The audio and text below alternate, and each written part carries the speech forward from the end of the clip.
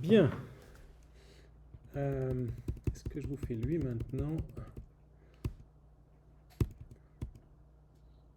Ou est-ce que je vous fais travailler? Je vais vous faire travailler, c'est bien parce que vous avez pris une pause maintenant.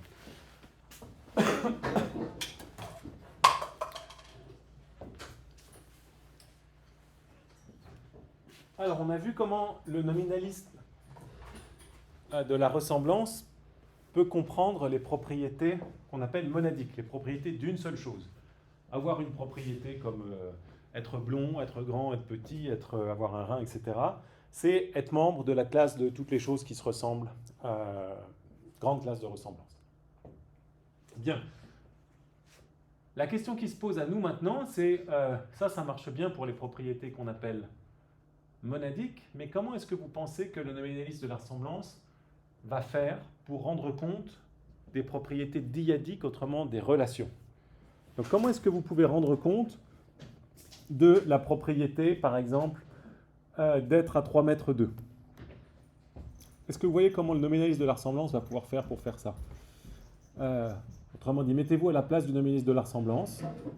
On vous a donné un premier défi, c'est expliquez-moi ce que c'est qu'être rouge. Vous avez trouvé une réponse. Être rouge, c'est être membre de cette grande classe de ressemblance que vous définissez par des relations de ressemblance. Maintenant, je vous demande, deuxième défi, qu'est-ce que c'est qu'être à 3 mètres d'autre chose? Comment est-ce que vous pensez que le nominaliste de la ressemblance va pouvoir expliquer ces relations? Guillaume? C'est l'ensemble des objets qui se ressemblent parce que ils sont à une certaine distance d'autres objets, mais le problème c'est que pour isoler cette relation-là, il faudrait postuler des objets qui n'ont rien d'autre en commun qu'être à 3 mètres l'un de l'autre. Oui. Alors, c'est dans cette direction qu'on va aller. Est-ce que vous pouvez dire, si vous êtes un nominaliste, c'est l'ensemble des objets qui se ressemblent parce qu'ils sont dans une certaine relation de distance entre eux? Il faut postuler la relation. Oui, si vous dites ça, vous faites... Souvenez-vous qu'il y a en arrière-plan, on a déjà vu la dernière fois, c'est toujours tentant pour le nominaliste de la ressemblance, mais c'est une tentation à laquelle il doit résister, de dire ce qui rentre dans la classe de ressemblance, c'est toutes les choses qui se ressemblent sous l'aspect de la couleur. Et puis là, on a trop dit, parce qu'on a parlé d'un aspect. Okay, et là, vous faites quelque chose de très similaire. Vous dites ce qui rentre dans ma classe de ressemblance, c'est toutes les choses qui sont à une certaine distance les unes des autres, sous l'aspect de la distance, ou parce qu'elles sont à une certaine distance l'un de l'autre. Et là, le nominaliste va dire, oh non, pardon, j'ai pas dit distance, parce que pour moi, la distance, c'est justement ce que je suis censé réduire à une classe de choses. D'accord ? Alors, autre, donc, malgré tout, vous avez bien compris l'idée générale, on veut réduire une relation en termes de classe, d'appartenance à une classe. Est-ce que vous voyez quel genre de classe ça va être? À quoi les objets vont devoir appartenir ici?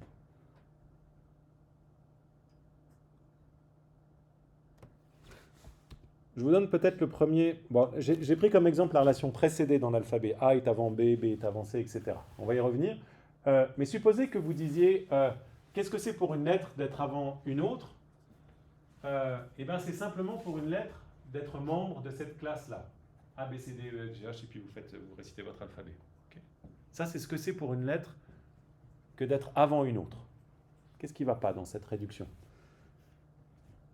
Si vous êtes un nominaliste qui nous donnait cette réponse-là. Pour une lettre, de précéder une autre lettre, c'est être membre de la classe des lettres de l'alphabet. Est-ce que ça vous semble plausible comme rédaction? Ouais. Très bien. Premier, on pourrait les mettre dans n'importe quel sens. On ne sait pas quel est l'ordre ici. Et ça, on va voir que l'ordre, ça va être un problème central. Mais il y a même un problème antérieur ici. Donc le problème, c'est tout à fait juste. Ça, c'est le problème sur lequel on va achoper, qui est une des raisons pour divulgacher, comme dit mon collègue Simon-Pierre Chevalier-Cossette, pour divulgacher ce que va dire Russell, c'est que la notion d'ordre, elle est irréductible. Donc c'est quelque chose. Donc vous savez, il a cette idée que la ressemblance, c'est un universel, donc on doit le voir, mais il va dire en plus, l'ordre, c'est irréductible. À partir du moment où vous avez des relations non symétriques ou asymétriques, vous pouvez oublier, vous ne pouvez pas vous en sortir si vous êtes nominaliste. Ça, c'est une autre thèse de Russell, que vous avez très bien anticipée. Il y a encore un problème, mais il y a un problème antérieur ici, c'est que si vous donnez juste comme... Donc, on veut comprendre la relation précède ici. Et on dit juste, ben, c'est être membre de cette classe-là. Mais c'est quoi d'autre être membre de cette classe-là? Ça correspond à quelle autre propriété être membre de cette classe? Ouais. Être une lettre, exactement. Hein, être une lettre, c'est une propriété monadique. Si je vous avais donné à définir qu'est-ce que c'est qu'être une lettre, vous aurez dit, ben, c'est facile, c'est être membre de cette classe-là. Hein. Ça, c'est ce que va dire, c'est ce que va dire un nominaliste. Et puis là, ça marche bien parce que la classe, elle est très contrainte, il n'y a que 26 lettres, donc c'est très bon. Ouais. En italien, on n'a pas 26 lettres, on en a 23. La X, Y, ouais.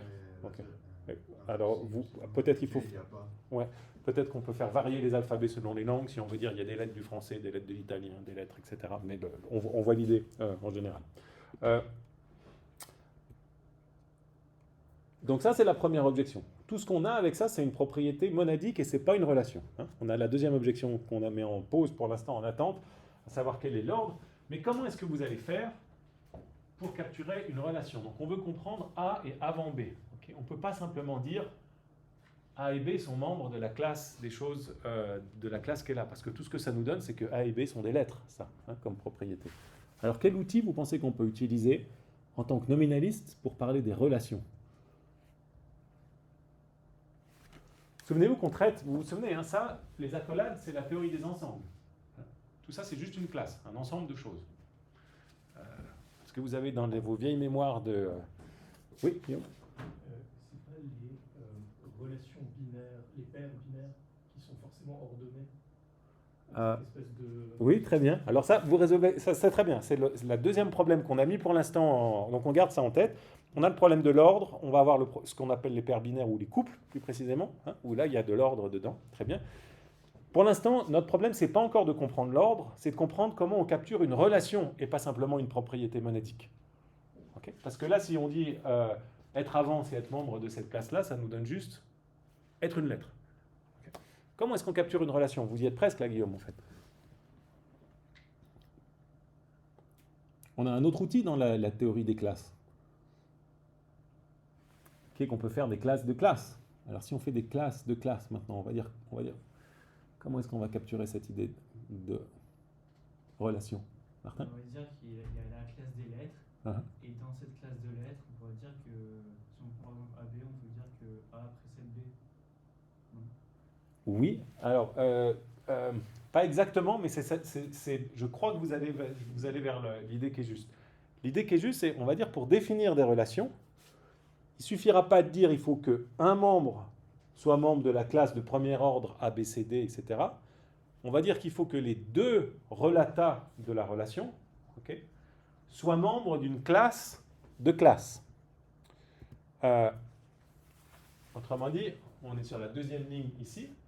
On va dire que pour que X précède alphabétiquement Y, il faut que X et Y soient une sous-classe de la classe A, B, B, C, A, C. Et puis là, vous commencez à avoir une classe beaucoup plus longue de toutes les lettres qui précèdent les unes les autres. D'accord ? Mais là, vous voyez quelle va être la stratégie du nominaliste pour rendre compte des relations à deux termes. Qu'est-ce que c'est qu'une relation à deux termes? Ça va être une classe qui contient un grand nombre de sous-classes de deux objets. Okay? Et ces sous-classes, eh bien, évidemment, elles rentrent dans la relation parce qu'elles se ressemblent entre elles. Okay? Donc vous avez les relations, on les comprend en termes de classe, tandis que les propriétés monadiques, on les comprend en termes de classe, tout court, de classe d'objets.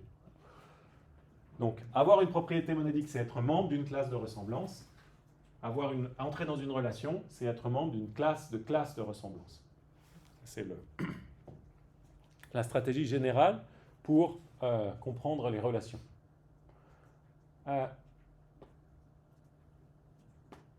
Alors, prenez une relation symétrique pour commencer. Être à 2 mètres 2. Comment est-ce qu'on va réduire une relation symétrique comme être à 2 mètres 2 ? On va prendre chaque paire d'objets qui sont à 2 mètres l'un de l'autre, Martin et moi, Martin et Giacomo, etc. Et puis on va les mettre là-dedans. Okay ? Et puis qu'est-ce que c'est qu'être à 2 mètres 2 ? C'est être membre de cette classe des objets qui sont à 2 mètres l'un de l'autre. Okay ? Donc ça, c'est la stratégie générale. Pour être à 2 mètres 2, pour la relation être à 2 mètres 2, cette stratégie ne pose pas de problèmes différents que ceux qu'on a rencontrés jusque-là. Mais maintenant, comme vous l'avez très bien anticipé, on a un problème pour les relations non symétriques ou asymétriques. Autrement dit, les relations qui ont un ordre. Être à 2 mètres de Martin, c'est une relation symétrique. Si je suis à 2 mètres de Martin, Martin est à 2 mètres de moi. Mais si je suis plus grand que Martin, c'est que Martin, il est plus petit que moi. Si je suis plus âgé que Martin, c'est que Martin, il est plus jeune que moi. Comment est-ce qu'on va capturer l'ordre ici? On veut comprendre ici, nous, précède alphabétiquement, donc on se dit A est avant B, B est avant C, A est avant C, très bien, ça marche bien, mais ça marche bien, c'est juste une illusion visuelle ici que ça marche bien. Parce qu'en réalité, vous savez que en théorie, les ensembles, un ensemble, c'est juste un sac de patates, et peu importe peu importe l'ordre des patates à l'intérieur, ça, c'est deux ensembles qui sont exactement les mêmes. AB, BA, ça ne change rien, c'est la même classe. D'accord ? Une classe, elle est juste définie par ces termes, et il n'y a pas d'ordre dans une classe. D'accord ? Autrement dit, ce que vous avez défini en faisant ça, ça pourrait très bien être que B précède alphabétiquement A, que C précède alphabétiquement A, etc. etc. Okay, donc on n'a pas l'ordre ici. Pardon, je m'embête à l'écrire alors je l'ai là. Donc ça c'est le problème avec la théorie des ensembles, et on prend que des relations à deux termes ici, mais c'est juste un degré de complexité supérieur, mais la structure est la même quand on a des relations à 3, 4 ou n termes. Le problème, c'est qu'on n'a pas, avec la théorie des ensembles, un ordre. On a des paires, okay, mais ce qu'il nous faudrait, c'est ce qu'on appelle des couples. Okay. Dans un couple, il y en a un qui vient d'abord. Toujours un ordre dans un couple. Donc AB, ce n'est pas la même chose que BA.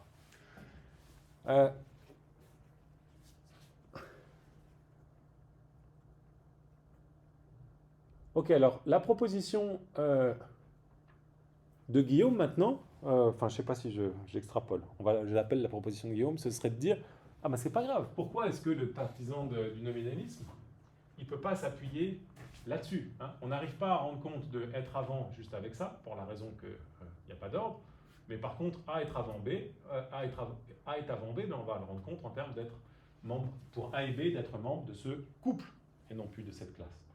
Mais le problème avec ça, c'est que on a juste postulé qu'il y avait une relation d'ordre maintenant. On a juste postulé que ça, c'était pas pareil à ça, en vertu du fait que, il y avait un ordre. Or, Russell dit, l'ordre, c'est précisément une relation que vous avez tenue pour primitive et non inanalysée ici. Hein. Donc, autrement dit, si vous acceptez la stratégie de Guillaume, vous avez accepté, dit Russell, nolens volens, en catimini, subrepticement, une relation qui est être avant. Okay. Parce que pour faire cette distinction-là, vous devez accepter que pour A être avant B, ce n'est pas la même chose que pour B d'être avant A. Or, ça, c'est une relation. Et Russell, comme d'habitude, avec son même type de raisonnement, dit qu'il avait avec la ressemblance en disant si tout ça pour ça, si vous êtes un nominaliste et à l'arrivée, vous finissez par admettre la ressemblance comme un universel plus avant, après ou l'ordre comme un universel, autant admettre d'emblée des propriétés et pas nous faire toute cette cuisine infernale avec vos classes de ressemblance gigantesques. Okay. Donc ça a été historiquement, je n'ai pas fait élaborer sur ce point ici, mais ça a été historiquement, peut-être j'aurais dû vous faire une diapo là-dessus, mais ça a été très important dans l'histoire de la philosophie, cette idée que vous ne pouviez pas réduire de manière nominaliste l'ordre, parce que Russell, celui dont on parlait en début de séance, a utilisé ça pour dire il y a une irréductibilité des relations. Les relations, il faut les accepter, en tout cas celles qui sont asymétriques, comme des entités dans le monde qu'on ne peut pas réduire à autre chose. L'ordre, si vous êtes un nominaliste, vous ne pouvez rien en faire. Et pourquoi c'est important historiquement ? Parce que, avant Russell, toute l'histoire de la philosophie ne prenait pas les relations au sérieux. Dans le sens suivant, qu'est-ce qu'on disait avant en général, ce que disait Aristote, Leibniz et beaucoup d'autres, on disait que les relations, c'était juste des ensembles de propriétés monadiques. Tout ce qu'il y avait, c'est des propriétés monadiques. Comment est-ce qu'on analysait le fait pour moi d'être à 2 mètres de Martin ? On disait, Olivier a la propriété monadique d'être à 2 mètres de Martin, et Martin a la propriété monadique d'être à 2 mètres de Olivier. Donc il y a deux propriétés monadiques qui sont là, mais il n'y a pas vraiment une relation. On n'avait pas les outils logiques pour comprendre les relations. Il n'y avait pas de logique des relations. Si vous faites de la syllogistique aristotélicienne, il n'y a pas de relation. Et donc, on réduisait les relations à des propriétés monadiques comme ça. Et ce que montre Russell à l'aide de cette notion d'ordre, c'est de dire on est obligé d'accepter des relations. Donc il nous faut maintenant prendre au sérieux les relations, pas dire que toute propriété est monadique. On doit accepter les relations en logique et en métaphysique dans notre ontologie. Martin ? C'est quoi déjà des propriétés monadiques? Propriété monadique, c'est c'est propriété d'une seule chose. Donc typiquement, votre taille, votre couleur. Par contre, propriété dyadique, c'est le fait que vous soyez fils de blabla, copain de blabla, inscrit à Neuchâtel, etc. Ça, c'est des propriétés extrinsèques qui contiennent une relation à autre chose. Hein. Mais une propriété monadique, c'est une propriété que vous seul avez. Souvent, on écrase monadique et intrinsèque, même si, à mon avis, il y a une distinction, mais il n'y a pas besoin d'entrer dans cette distinction ici. Bien. Alors,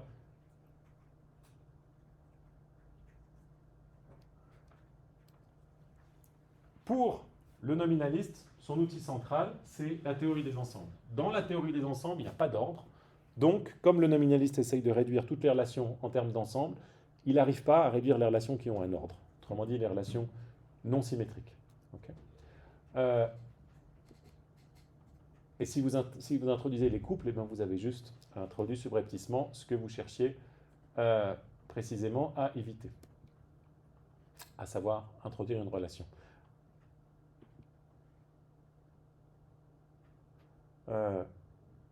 Bien, alors, ça c'est là où Russell a laissé le débat, et ça a eu une grande influence sur son développement de la logique et puis de la philosophie du XXe siècle, et de laquelle on est tributaire aujourd'hui. Donc cette notion de relation, quand vous faites de l'histoire de la philosophie, que ce soit l'histoire de la logique ou de l'histoire de la métaphysique, c'est souvent un des points centraux pour comprendre quel est le renversement qui se passe à la fin du XIXe siècle par rapport à toute l'histoire de la philosophie, en disant, dorénavant, on reconnaît les relations comme des entités de plein droit, aussi bien en logique, si vous avez fait de la logique des prédicats, vous avez vu que vous avez des relations. Hein. En logique des prédicats, pour ceux qui en ont fait, vous avez des prédicats comme f de x, okay, et vous avez aussi des relations comme r de xy. Okay. Ça, c'est un R. Hein. Voilà, ça, précisément, c'est la nouveauté. Les prédicats monadiques, vous les aviez déjà avec Aristote. Les relations, ça, il faut attendre Frege et Russell. Alors, je finis cette petite parenthèse historique maintenant. Je vous épingle ça, mais je vous laisse les diapos malgré tout. Il y a pas mal de diapos optionnels, pardon, parce que j'avais fait dans une autre version du cours, on faisait que le problème des universaux, donc on passait un peu plus de temps dessus. Mais il y a une réponse technique qui n'est pas si compliquée, qui a été proposée indépendamment par Wiener et Koratowski. Enfin, pas indépendamment, non, je crois que Koratowski simplifie la solution de Wiener pour réduire la notion d'ordre en termes de théorie des ensembles. Donc, à l'arrivée, l'objection de Russell, si les deux ont raison, et on comprend assez bien leur histoire, vous les aurez sur les diapos. Armstrong l'explique aussi très bien, vous pouvez réduire ces notions-là. Bien. Oui, Giacomo. Je pense qu'on avait vu dans un autre cours Kurawski, ouais. Et ça ne disait pas justement qu'il arrivait à distinguer deux choses différentes. Il n'arrivait quand même pas à expliquer la relation de symétrie. Alors, il arrive à faire une distinction entre A et B, entre A est avant B et B est avant A, mais il n'arrive pas forcément à dire lequel est avant l'autre dans l'histoire, okay, lequel correspond à la relation avant et lequel correspond à la relation après. C'est peut-être ça qu'on avait vu dans un autre cours. Mais dans quel autre cours je vous ai parlé de ça? De l'histoire de la philosophie, Frege, Russell et Wittgenstein. Ah oui, c'est ça. Ah oui, alors très bien. Voilà. Merci de me rafraîchir la mémoire. J'avais oublié qu'on en parlait là. Donc, revenez au cours d'histoire de la philosophie, Frege, Russell, Wittgenstein pour le détail là-dessus. Bien, alors je passe tout ça. Il y a quelques autres éléments que je vous laisse dans les diapos.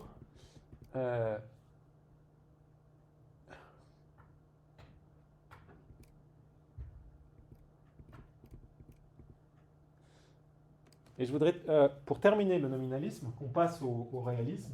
Et ensuite, vous mentionnez une dernière version de nominalisme. Juste pour que vous sachiez qu'elle existe, on ne va pas l'évaluer, ni la présenter dans les détails, mais c'est ce qu'on appelle le nominalisme de l'Autruche, qui est en général associé à Quine, et puis plus récemment à Dewitt et d'autres. Voici ce que dit Dewitt. Le réaliste qui accepte le problème de l'un et du multiple tente de le résoudre en affirmant qu'il existe des universaux qui sont partagés par A et B. Le nominaliste qui accepte le problème tente de le résoudre en acceptant, tente de le résoudre, mais sans faire appel aux universaux. Le queenien, autrement dit celui qui suit Quine, rejette simplement l'existence du problème. Donc que va dire quelqu'un qui est un nominaliste de l'autruche? Il va dire tout ce dont vous avez discuté jusqu'à maintenant, c'est un faux problème. D'accord? Donc on ne doit même pas se demander qu'est-ce qui rend vrai le fait que plusieurs choses se ressemblent exactement ou sont qualitativement identiques.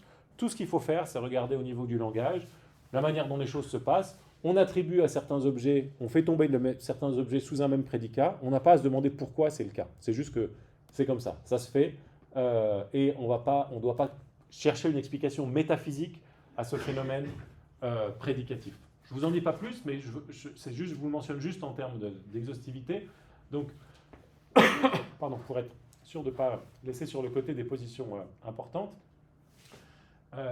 Et pour conclure cet examen du nominalisme, on fait un petit récapitulatif sur les différentes positions qui existent avant de passer maintenant au réalisme. La question générale, c'est est-ce qu'il existe des universaux, des choses qui sont multiplement exemplifiables? Le réaliste dit oui, le nominaliste dit non. Okay. Maintenant, si on dit au nominaliste, ok, tu penses qu'il n'y a pas d'universaux, mais est-ce que tu penses que c'est une vraie question à laquelle on doit répondre, de savoir pourquoi mes deux crayons se ressemblent exactement? Je les ai perdus. Pourquoi est-ce qu'ils se ressemblent exactement? Vous avez le nominaliste de l'autruche qui dit non, alors moi je pense que c'est vraiment un faux problème, ça. Il faut juste accepter que c'est le cas et il ne faut pas essayer de donner des raisons métaphysiques pour ça. Il est juste vrai qu'ils se ressemblent, c'est tout. Et puis on avance maintenant. Et puis vous avez les nominalistes qui prennent au sérieux le problème et qui répondent oui, on doit trouver une réponse à cette question-là. Hein. Autrement dit, le réaliste nous dit les deux stylos se ressemblent parce qu'ils partagent des propriétés. Nous, on pense qu'ils se ressemblent parce qu'il faut donner quelque chose. Alors là, il y a deux grandes réponses, deux grandes stratégies selon la manière dont vous répondez à cette autre question. Est-ce qu'il existe des classes naturelles indépendamment de nos représentations? Autrement dit, est-ce qu'il existe des bonnes et des mauvaises classes indépendamment du fait que nous, on classe les choses? Vous avez ceux qui répondent non, qui sont les nominalistes extrêmes, qui donnent les trois types de réponses suivantes. Ce que ces deux crayons ont en commun, c'est le fait qu'on les appelle des crayons, des stylos feutres. Nominalistes conceptuels ou conceptualistes qui disent que ces deux crayons ont en commun, c'est qu'ils tombent sous un même concept. Et puis le nominaliste des classes pures et dures qui dit juste que ces deux crayons ont en commun, c'est juste qu'ils tombent dans une même classe. Ils appartiennent à une même classe, pardon. Et puis on a vu les problèmes que rencontraient ces versions les plus extrêmes de nominalistes. Et puis on a des nominalismes qui sont plus modérés maintenant. Vous avez le nominalisme des classes naturelles primitives qui disent que ces deux crayons ont en commun, c'est qu'ils appartiennent à une même classe, une même bonne classe. Pourquoi est-ce que c'est une bonne classe ou une classe naturelle? On ne sait pas, mais c'est comme ça. Il y a des bonnes et il y a des mauvaises classes. On a le nominaliste de la ressemblance qui dit que ces deux crayons ont en commun, c'est qu'ils appartiennent à une même classe de ressemblance, et qui définissent cette classe de ressemblance de la manière dont on a vu maintenant. Et puis il y a un troisième type de nominalisme qu'on étudiera à la fin du cours, qu'on appelle le nominalisme des tropes. Je vous vends un peu la mèche. Ce que dit le nominaliste des tropes, qui est très étrange par rapport à tout ce qu'on a vu jusqu'à maintenant, c'est qu'il va dire oui, moi je suis d'accord avec le réaliste sur le fait qu'il existe des propriétés, mais par contre, comme je suis un nominaliste, je ne pense pas que ces propriétés soient des universaux. Autrement dit, le nominaliste des tropes va dire il y a du rouge, il y a la propriété d'être rouge ici, il y a une autre instance de la propriété d'être rouge ici, mais en fait, il n'y a pas une seule propriété qui est dans les deux choses à la fois, il y a juste cette rougeur-là et cette rougeur-là. Okay, il y a des propriétés particulières. Autrement dit, parmi les choses qui ne sont pas répétables, il y a non seulement des substances, mais il y a aussi des propriétés. Ça, c'est ce que va dire le nominalisme des tropes, qui présente un certain nombre d'avantages par rapport au nominalisme de la ressemblance qu'on a étudié jusque-là. Bien, donc ça, c'est là où on est maintenant. Nous, on a fini de voir le nominalisme de la ressemblance, et on va passer maintenant au réalisme. Est-ce que, pour cartographier le domaine, c'est clair pour tout le monde? Ça va hein, sur l'ensemble. Donc, ça, c'est la principale réponse à ce grand problème des universaux qui a traversé l'histoire de la philosophie. Souvenez-vous, depuis le début des dialogues de Platon à chaque fois, hein, parce que toutes les vertus ont en commun, etc. Bien, alors on passe maintenant à la position réaliste au sujet des universaux. On a essayé de voir comment on pouvait éviter ces choses-là, et puis on se demande maintenant qu'est-ce qui se passe si on accepte qu'il y ait des entités qui sont telles qu'elles sont des propriétés qui sont possédées par plusieurs choses à la fois. La même propriété dans plusieurs choses à la fois. Pardon, l'animation est un peu ratée.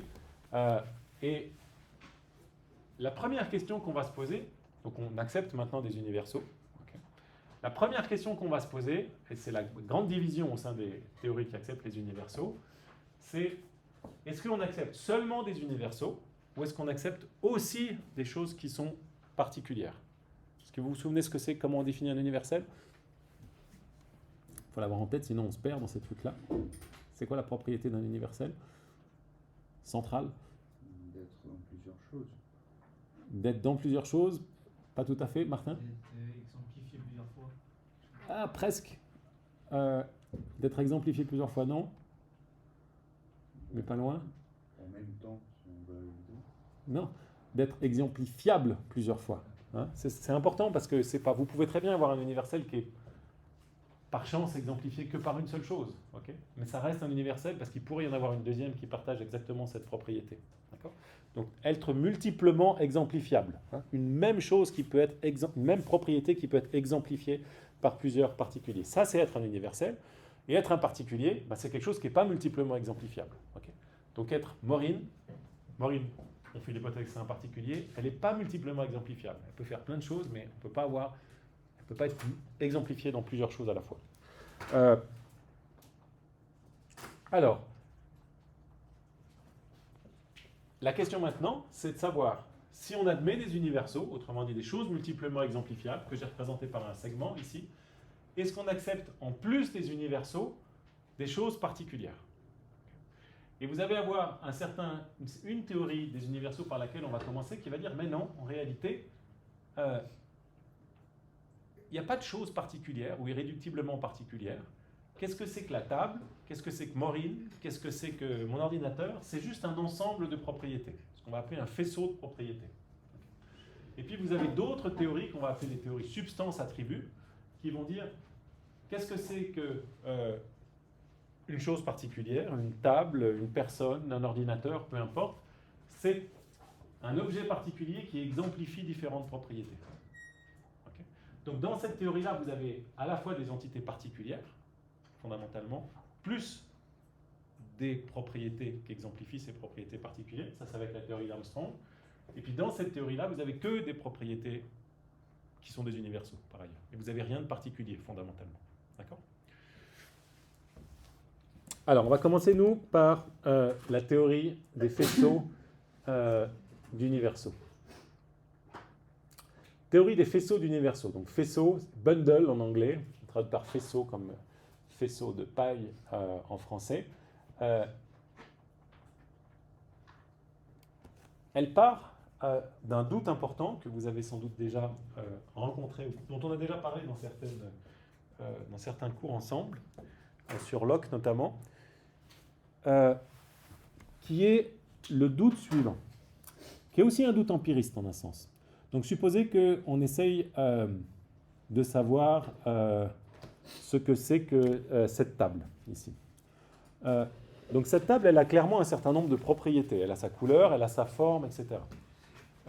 Et puis on se pose la question maintenant de savoir qu'est-ce que c'est que cette table, indépendamment de sa couleur, indépendamment de sa forme, indépendamment de son poids, indépendamment de son odeur, de sa texture, de sa solidité, de sa fonction, etc. On enlève toutes les propriétés de la table, puis on se dit mais c'est quoi la table, la substance qui porte toutes ces propriétés-là? Et là, le doute qui vient tout de suite, c'est de se dire, mais on ne voit pas ce que c'est que cette substance qui serait sous les propriétés et qui porterait les propriétés. Parce que si vous essayez de mettre le doigt sur quelque chose, dès que vous allez me dire quelque chose, vous allez dire, oui, mais je vais vous dire ça, ce que vous avez avancé, bah, ça a un certain nombre de propriétés. Si vous me dites, c'est une substance, c'est la substance qui est en bois, je dis, bah oui, mais elle est en bois, ça c'est une propriété, être en bois. Donc enlevez, considérez la table indépendamment du fait qu'elle est en bois. Vous me dire, oui, mais elle a 4 pieds, mais considérez la table indépendamment de la propriété qu'elle ait 4 pieds, etc. Puis il ne reste pas grand-chose. D'accord ? Donc ça, c'est la motivation de départ importante pour la théorie des faisceaux, qui consiste à dire, la table, ce n'est pas quelque chose qui possède plein de propriétés, c'est juste les propriétés. Parce que si vous enlevez les propriétés, il ne reste rien. Donc ça, dans ma représentation, c'est la propriété, c'est l'idée que va défendre Armstrong, qu'on verra plus tard. C'est l'idée que vous avez des universaux et des choses particulières qui portent les universaux. Et ce que disent les partisans de la théorie du faisceau, c'est dire, ouais, moi je ne sais pas ce que c'est que ton petit point au milieu, particulier indépendamment des propriétés. C'est parce que si je zoome dessus, tout ce que je vois, c'est rien. En général, moi je présente ça comme ça. Je dis, tout ce que vous voyez, c'est de la mozzarella. Et puis là, les Italiens m'engueulent à chaque fois. En disant, non, la mozzarella, ça a plein de propriétés, c'est très bon. Non, mais l'idée, vous voyez, c'est que vous enlevez toutes les propriétés, il reste un truc qui n'a pas de forme, pas de goût, pas d'odeur, rien. Okay. On n'arrive pas à trouver ça, d'accord? Même la mozzarella, c'est déjà trop. Okay. Donc ça, c'est ce qui va peser sur les épaules de celui qui dit, comme Armstrong, en plus des propriétés, il y a des particuliers qui portent les propriétés. Okay. Mais on va voir qu'Armstrong a une très bonne raison de le faire. Hein. Donc, c'est pas si simple. Pour l'instant, on voit pourquoi on ne veut pas de cette solution, mais on va voir avec les difficultés de la théorie des faisceaux pourquoi Armstrong, lui, pense qu'on ne peut pas faire autrement que de supposer ça. Je vous ai mis des longues citations de Locke ici qu'on a vues, mais parce que Locke voit ce problème avec la substance déjà. Je vous dis juste le parti en gras ici. Donc, le particulier, c'est le point au milieu de mes schémas. C'est ce qu'on sait porter les propriétés, soutenir les propriétés. C'est ce soutien que nous désignons par le nom de substance, quoiqu'au fond il soit certain que nous n'avons aucune idée claire et distincte de cette chose que nous supposons être le soutien de ces qualités ainsi combinées. Okay. Donc c'est là. Il anticipe, il voit déjà, Locke, le problème qu'a cette notion de substance si on comprend la substance comme ce qui soutient les propriétés. Okay. Enlevez les propriétés, qu'est-ce qui reste? Comment elle est votre substance? Elle a une forme, elle a une couleur, elle a un poids, puis elle n'a rien de tout ça. De quoi vous parlez? Et vous vous débarrassez de ce problème si vous dites, il n'y a rien de plus que des propriétés. Okay. Si vous enlevez les propriétés, il ne reste rien. Donc ça, c'est le grand avantage de la théorie des faisceaux d'universaux qui va nous intéresser maintenant. On va passer un peu moins de temps qu'avec le nominalisme de la ressemblance, mais on va néanmoins la regarder d'un peu plus près. Okay. Donc, pour la théorie des faisceaux, un particulier, c'est juste un ensemble de propriétés. Donc on utilise la même notion d'ensemble, de classe que ce qu'on a ici, mais sauf que dans nos classes, ici on utilisait des classes pour définir des propriétés, ça c'était le nominalisme. Maintenant on va faire l'inverse, on va utiliser des classes, mais dans nos classes on va mettre des universaux, okay, ce qu'on représente par F, G, etc. Et puis ce qu'on va définir avec ça, ici on définissait une propriété, en termes d'appartenance à une classe, et puis ici on va définir un particulier en termes d'ensemble de propriétés. Okay. Vous voyez, c'est l'inverse. Si vous êtes un nominaliste, vous êtes embêté par les propriétés, vous dites qu'est-ce que c'est qu'une propriété? C'est être membre d'une classe. Si vous êtes un réaliste des faisceaux, vous vous dites ils m'embêtent les nominalistes avec leurs particuliers. Qu'est-ce que c'est qu'un particulier? Qu'est-ce que c'est que la table? C'est juste un ensemble de propriétés. Il n'y a rien de plus que des propriétés dans la table. Vous voyez que l'inversion, elle est totale. Hein. Dans l'ontologie des nominalistes, vous n'avez que des choses, que des objets, que des particuliers. Dans l'ontologie du partisan des faisceaux, vous n'avez que des universaux. Hein. On ne peut pas être plus opposé au sujet de la manière... Enfin, on peut être plus opposé parce qu'on peut dire que rien n'existe, par exemple. Mais en termes de... Si vous êtes réaliste sur le fait qu'il existe des choses, si vous n'êtes pas un nihiliste, d'un côté, il y en a qui disent qu'il n'y a que des propriétés, fondamentalement, d'autres qui disent qu'il n'y a que des objets particuliers.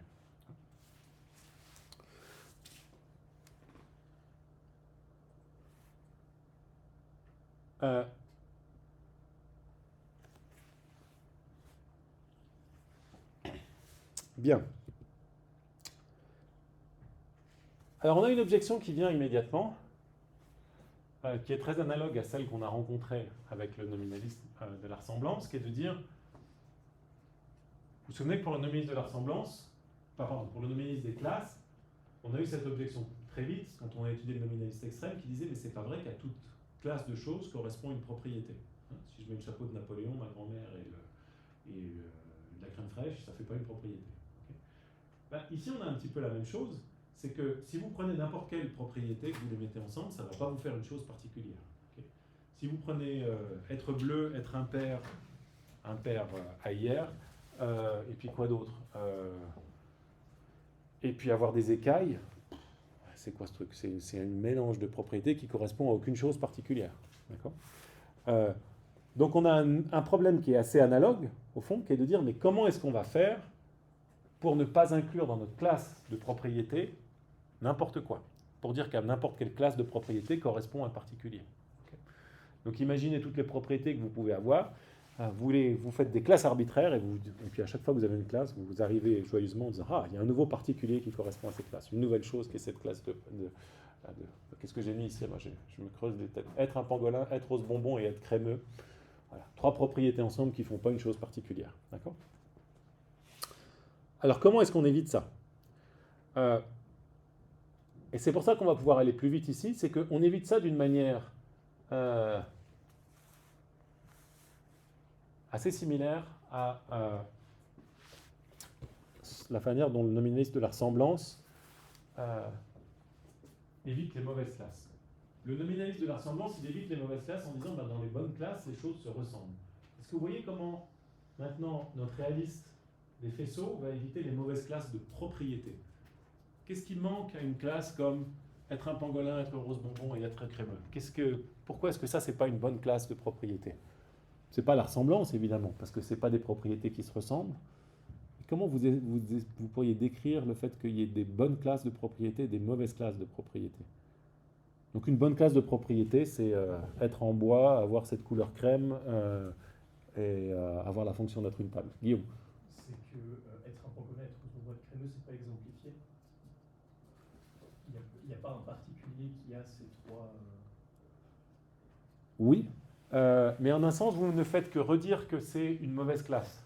Donc ça ressemble un peu à ce qu'on a appelé le nominalisme des classes naturelles primitives, où vous dites oui, il y a des bonnes et il y a des mauvaises classes. Okay. Donc si vous mettez ensemble toutes les choses rouges, c'est une bonne classe, puis si vous mettez ensemble le truc avec la grand-mère et le dinosaure, c'est pas une bonne classe. Puis on vous demande pourquoi, vous dites parce que c'est comme ça, c'est évident. C'est un peu ce que vous dites là, d'accord? Vous dites pourquoi ça c'est pas une bonne classe, vous dites ça ressemble pas, ça correspond pas à un particulier. Oui, mais notre question c'est pourquoi ça correspond pas à un particulier, hein? Qu'est-ce qui fait que c'est pas un particulier? De la même façon que pour le nominaliste, la question c'était pourquoi ça correspond pas à une propriété, ta classe de choses. Donc notre nominaliste, notre réaliste des faisceaux, il va devoir introduire une nouvelle relation ici. C'est pas la ressemblance, c'est ce que vous voyez. On n'a pas forcément un nom pour cette relation, mais on voit à quoi elle peut ressembler. Qu'est-ce que c'est que la relation que le réaliste des faisceaux va introduire pour distinguer les bonnes et les mauvaises classes de propriétés?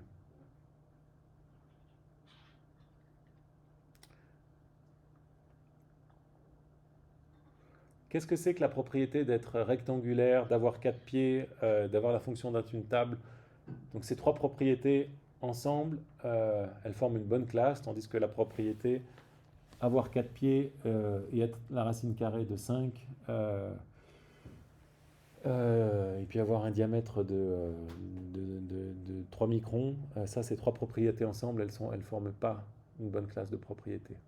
Comment est-ce qu'on peut essayer de distinguer ça?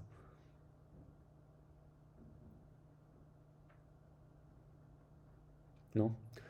Alors, c'est pas simple, mais ce que va faire le nominaliste, je zappe l'objection 2, ce que va faire le nominaliste le réaliste des faisceaux, c'est que lui, il va introduire ce qu'a été Russell pendant un instant. Hein. Russell, alors, il change beaucoup d'avis, Russell, ce qui en fait quelqu'un d'intéressant et aussi quelqu'un de difficile à saisir, mais pendant un moment, il a défendu ça, après avoir été nominaliste. Ce que va faire le nominaliste des réalistes des universaux qui acceptent la théorie des faisceaux, donc qui rejettent les particules, il va dire ce qui se passe dans les bonnes classes d'universaux, c'est que les propriétés en question, elles sont comprésentes. Ça veut dire elles sont présentes ensemble. Okay. Donc, être rectangulaire, avoir 4 pieds, etc., c'est des propriétés dont il arrive qu'elles soient présentes ensemble. Okay. Présentes au même endroit, vous pouvez dire. Même si c'est un petit peu trompeur. Tandis que la propriété d'être crémeux, d'avoir des écailles et d'être un nombre pair, ça, ce n'est pas des propriétés qui sont présentes ensemble. Okay. Donc la comprésence, ça va jouer pour le réaliste des faisceaux le même rôle que la ressemblance jouait pour le nominaliste des classes. Okay. Ça va lui permettre de distinguer les bonnes classes de propriétés des mauvaises classes de propriétés. Une mauvaise classe de propriété, c'est une classe de propriété dans laquelle les propriétés ne sont pas comprésentes. Okay. Donc la théorie des faisceaux, maintenant, à l'aide de cette notion de comprésence, ça va être la théorie qui dit que chaque objet du monde est un ensemble de propriétés d'universaux qui sont comprésents. Et puis il y a des universaux qui sont parfois pas comprésents, et bien ça ne vous fait pas un objet. D'accord ?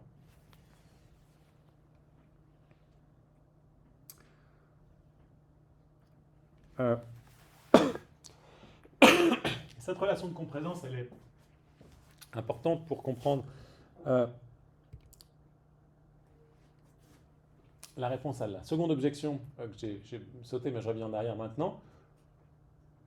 Si vous acceptez la théorie des faisceaux, vous devez dire qu'une substance, c'est un ensemble d'universaux. Maintenant, les universaux, en général, et en tout cas pour la théorie des faisceaux, on accepte qu'ils existent toujours et nécessairement. L'universel qui consiste en la couleur bleue, l'universel qui consiste en être le nombre 2, etc., c'est des choses qui existent toujours et qui existent forcément. Mais si c'est le cas, ça veut dire que toutes les choses existent toujours et nécessairement. Okay ? Parce qu'une fois que vous avez les universaux, vous avez forcément les ensembles d'universaux, et puis ces ensembles-là, vous ne pouvez pas changer. Okay ? Donc si Guillaume est un faisceau d'universel, il rassemble tout un tas de choses, il a une certaine taille, donc c'est un ensemble de propriétés, une certaine taille, une certaine couleur de cheveux, un certain caractère, etc. Vous mettez tous ces universaux ensemble, mais comme ces universaux, ils existent toujours et nécessairement, ben Guillaume, il n'a jamais pu changer, il n'a jamais pu grandir, il n'a jamais pu corriger son caractère capricieux qu'il avait quand il était petit, qu'il a moins maintenant, j'en sais rien. Okay ? Donc vous ne pouvez pas changer si vous admettez la théorie qui dit que n'importe quel universel mis ensemble, ben ça vous fait quelque chose. La réponse, c'est la réduction à l'absurde de l'objection. Si vous acceptez ça, vous devez admettre que toutes les substances ou tous les objets existent toujours et nécessairement. La réponse du partisan de la théorie des faisceaux, ben c'est la même maintenant, c'est de dire non, Guillaume il peut changer parce que Guillaume c'est pas juste un ensemble d'universaux, c'est un ensemble d'universaux comprésents. Okay ? Et quand Guillaume était capricieux quand il était petit, ben il avait dans l'ensemble d'universels qui était Guillaume, était comprésent cette propriété d'être capricieux, et puis un jour il a grandi, il s'est fait grand effort, ou on ne sait pas comment, à un moment il y a eu un basculement, il a arrêté d'être capricieux, et l'universel être capricieux a cessé d'être comprésent avec les autres universaux qui sont constitutifs de Guillaume, sa taille, etc. D'accord ? Donc vous pouvez perdre et gagner des universaux, même si les universaux existent toujours et nécessairement, simplement parce que les universaux cessent ou non d'être comprésents avec l'ensemble des universaux qui vous constituent. D'accord ? Là on a pris une personne, mais c'est pareil pour la table. Si vous la repeignez, elle perd un universel, à être crème, blanc crème, et elle gagne un autre universel, à être grise ou peu importe. D'accord ? Qu'est-ce que c'est gagner ou perdre un universel ? C'est simplement un universel qui devient comprésent. Donc c'est pour ça que le fétu de paille, le faisceau de paille est utile ici. Chaque brin, ça vous donne les faisceaux, ça vous donne les universaux des objets, puis ces universaux, ils sont attachés ensemble par cette relation de comprésence. Okay ? Est-ce que ça va ou ça vous semble très abstrait ? Maureen, vous avez vous faites une moue sceptique. Mais j'ai l'impression qu'on retrouve le particulier dans la comprésence. Pourquoi vous dites ça ? Typiquement, si je regarde l'image, j'ai l'impression que du coup, on a identifié le particulier grâce à la comprésence. Alors, faut pas que l'image elle-même vous trompe, parce qu'évidemment, l'image, donc c'est une photographie. Qu'est-ce que voit le nominaliste ici ? Lui, il voit que des choses particulières. Qu'est-ce que voit le partisan des faisceaux ici ? Il voit que des universaux. Donc l'image en elle-même, elle ne tranche pas pour un côté ou l'autre. Mais si vous voulez, le cahier des charges, je vous disais tout à l'heure, le cahier des charges du nominaliste, c'est vis-à-vis du réaliste, c'est qu'à chaque fois que le réaliste donne une propriété, le nominaliste doit lui donner une et une seule classe. Okay ? Puis c'est là où des fois il n'arrive pas à donner des classes, ça c'est le problème des propriétés coextensibles, et parfois il en donne trop, et là c'est le problème des communautés imparfaites. Il y a d'autres problèmes évidemment. Dans le cas du réaliste des universaux, du faisceau d'universaux, en face de lui, vous pouvez imaginer le nominaliste qui donne des particuliers. Okay. Il dit, ok, tu veux pas qu'il y ait de particuliers, alors à chaque fois que j'ai un particulier, tu dois me donner une et une seule classe d'universaux. Et puis, quand le nominaliste avance la table, eh ben, il faut que le partisan des faisceaux d'universaux puisse dire qu'est-ce que c'est que la table. S'il dit simplement que c'est un ensemble de propriétés des universaux qui composent la table, il va donner trop d'universaux, parce qu'il va avoir des ensembles de propriétés qui correspondent à aucun particulier. Et c'est pour ça qu'il introduit la comprésence. Mais la comprésence, c'est juste une relation entre des universaux. Et elle va jouer exactement le même rôle, je ne sais pas si je réponds vraiment à votre question, mais elle va jouer exactement le même rôle que joue la ressemblance pour le nominaliste, c'est-à-dire on va dire que des universaux sont comprésents si chaque universel est comprésent avec chaque autre dans la classe des universaux. C'est un peu bizarre de dire ça, on comprend mieux les classes de particuliers que les classes d'universaux, mine de rien, parce que qu'est-ce que c'est que pour un universel d'être comprésent à un autre, ça nous échappe plus que la ressemblance entre des choses particulières. Mais la structure de l'analyse est la même. Et cette fois-ci, on cherche à analyser les choses particulières. Mais je n'ai pas vraiment répondu, je crois, à votre doute. Je pense que ça va venir. On n'a que des universaux, ok ? Peut-être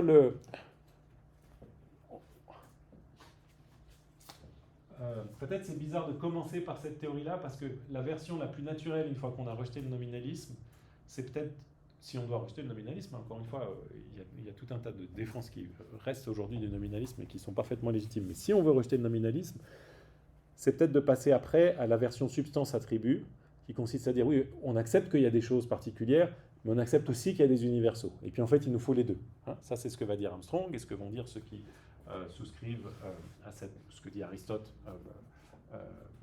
dans l'histoire de la philosophie et d'autres. Mais là, on a complètement basculé de l'autre côté. On n'a que des universaux. C'est pour ça qu'on a un peu cette impression qu'on flotte, on n'a plus rien de concret, quoi. On essaye de construire la table à partir simplement de propriétés universelles, hein, qui sont multiplement exemplifiables. Alors je ne sais pas si ça va venir, parce que je soupçonne que le doute que vous avez, c'est le doute que beaucoup ont face à cette théorie qui consiste à dire mais comment plein de propriétés prises ensemble vont pouvoir nous faire quelque chose de concret sur lequel on peut s'asseoir, quoi. Ça semble être, les universaux, ça semble être éthéré, évanescent, et comment est-ce que, même si ils sont comprésents, comment ils vont donner quelque chose de concret. Mais pourtant, c'est ce que dit la théorie. C'est ça être une table. C'est juste être un ensemble de propriétés. Et, ok. J'avance, puis vous revenez à la charge, si ça va pas. Donc la comprésence, donc c'est une relation entre des propriétés qui distinguent les bons et des mauvais faisceaux. Elle est introduite par Russell, je vous disais. C'est une relation symétrique. Si P est comprésente à Q, Q est comprésente à P. Elle est non transitive. Si rond et bleu sont comprésents et que bleu et carré sont comprésents, cela n'implique pas que rond et carré sont comprésents. Sinon, on serait bien embêté parce que dans cet objet-là, on a une comprésence du bleu et du rond. Dans cet objet-là, on a une comprésence du bleu et du carré. Ça n'implique pas qu'il y ait des ronds carrés. Okay, donc, il ne faut pas que la comprésence soit une relation transitive. Et à cet égard, c'est comme la ressemblance. Hein. Vous vous souvenez que la ressemblance inexacte, elle n'était pas transitive. Et donc, on va analyser les substances comme des complexes d'universaux comprésents. Ça, c'est la thèse que je vous ai dit déjà, on voit là maintenant. Un complexe de comprésence, c'est une classe d'universaux comprésents dont chaque membre est en relation de comprésence avec chaque autre membre. Okay. Comme une société où tout le monde aime, où chacun aime tout le monde. C'est les bisounours. Bref, oubliez complexe complet de comprésence, c'est comme les classes maximales de ressemblance. Donc c'est la même chose, mais à l'envers, si vous voulez. C'est la version négative, inverse de la thèse en question. Ce qui est important, c'est que on identifie les particuliers ou les substances à des complexes complets de comprésence. Okay. Donc on fait... Ouais. Peut-être ça vous aide un peu pour cartographier, ou peut-être je me répète, je ne sais pas. Mais on avait le nominalisme de la ressemblance. De quoi est faite la réalité pour l'analyse de la ressemblance? Uniquement de substances. Il y a une forme de ciment qui tient les choses ensemble, c'est la ressemblance, mais ce n'est pas un nouvel élément, la ressemblance, vous vous souvenez, parce que c'est une relation interne, donc elle naît elle-même des substances qui existent. Et puis si vous mettez ensemble les substances qui sont reliées par des relations de ressemblance, vous pouvez analyser les notions de propriété. Okay. Donc les propriétés, elles sont générées par les trucs ultimes, les éléments ultimes de la réalité. Si vous êtes un partisan de la théorie des faisceaux, vous pensez que les éléments fondamentaux de la réalité, ce sont des propriétés universelles, autrement dit multiplement exemplifiables. Qu'est-ce qui les attache ensemble, les propriétés universelles? C'est cette relation de comprésence qu'on vient d'introduire, qui est un peu plus difficile à saisir que la ressemblance, mais en tout cas elle joue le même rôle. Et quand vous attachez ensemble des universaux avec la comprésence, vous obtenez des substances. Okay.